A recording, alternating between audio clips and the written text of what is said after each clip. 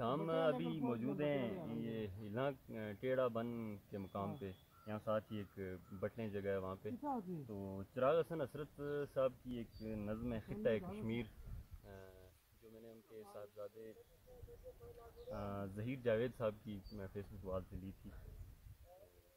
اس کے شعر: خطہ کشمیر اے شعر و لطافت کے دیار، ذرہ ذرہ پر تیرے رنگینی فطرت نثار.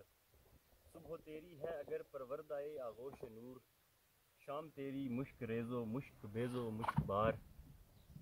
تیرے باغ و راغ میں ہیں نغمہ پیرا صبح و شام، اندلیب و سلسل و قمری قطار اندر قطار. تیرے کوہساروں پہ چھایا ہے قیامت کا سکوت، وادیوں میں شورش افغن صدائے آبشار. لالائے صحرا کا تیرے گلستانوں میں ہجوم، نرگس شہلا سے ہیں معمور تیرے مرغزار.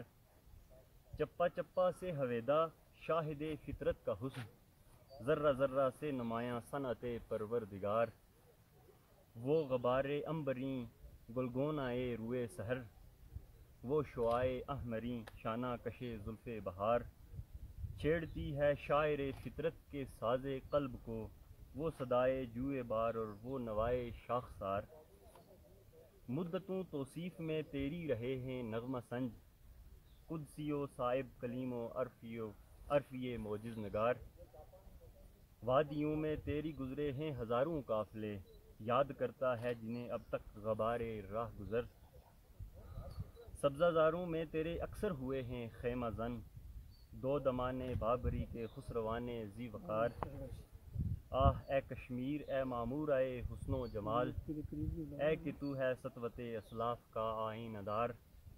لٹ گئی تیری متاع شوکت دیرینہ حیف، مٹ گئے سب عظمت پارینہ کے نقش و نگار.